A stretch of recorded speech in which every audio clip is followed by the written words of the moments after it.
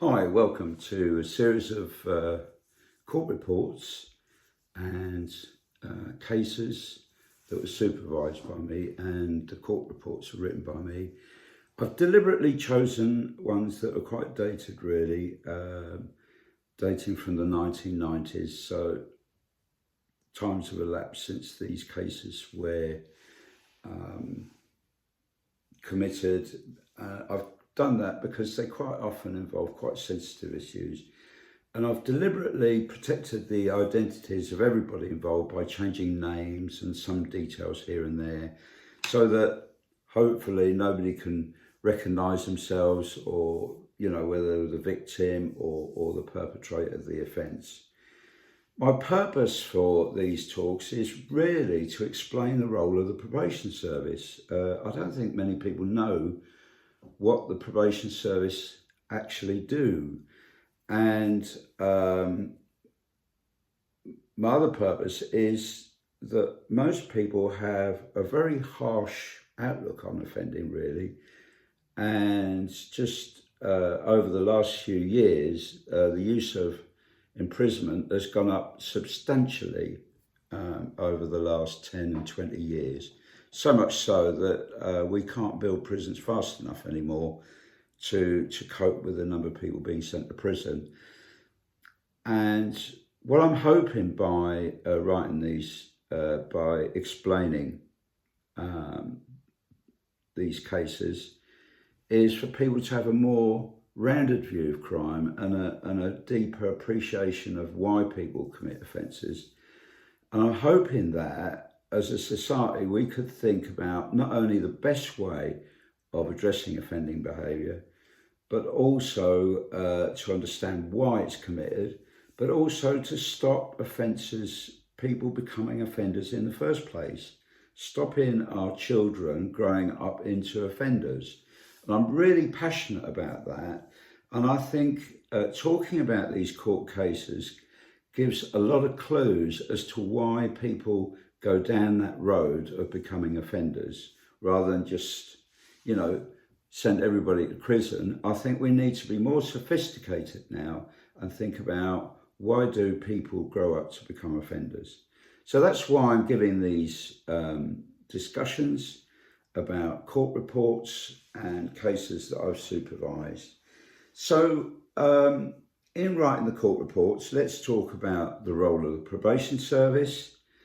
So in writing these court reports, they're called pre-sentence reports. The court requests them, and these are done at Magistrates Court and at Crown Court.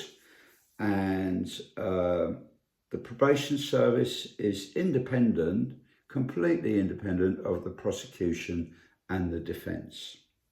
So what we have to do for the court report is we have to do an analysis of the offence. We have to have a good understanding of what exactly happened, and we have to do an assessment of the seriousness of the offence, and we have to look at what the aggravating features are and what the mitigating features are.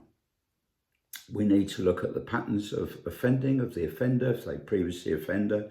Is there a pattern that shows that there are issues going on? We need to hear the reasons for the offence. We want to make an assessment of the offender's attitude to the offence. Do they have any remorse for what they've done, or no remorse? What is their motivation? What is their motivation to stop offending? What is the risk of them reoffending? What is the risk to the public? So we have to make assessments. So it's quite involved. And to do this, we only have an interview with the offender, and we have to research that person.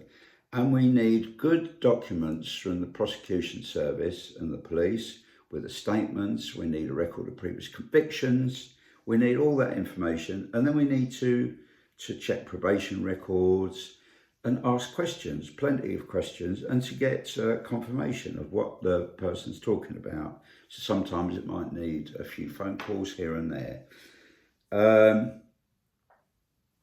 So really, by explaining this process and actually giving you examples of certain offenders and what they're like, I hope it will give people a greater understanding of the role of the probation service, of what sort of people appear before court, and what sort of things can be done to reduce levels of offending.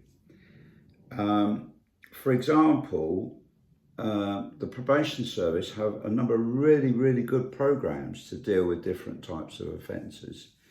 And I don't think they talk about that enough and explain enough to the public what we do and how effective they are.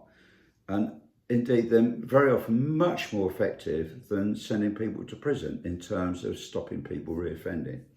But I don't think the public know this.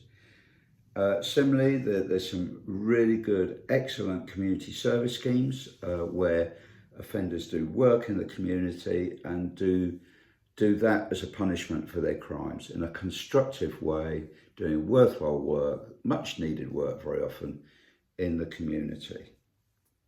So that's it in a nutshell. I hope you find these talks about the court cases and the cases that I supervised really interesting. So there you are, a little introduction into the court cases, and I hope you enjoy watching these little videos. All the very best, and do feel free to write in any comments. All the best now. Bye-bye.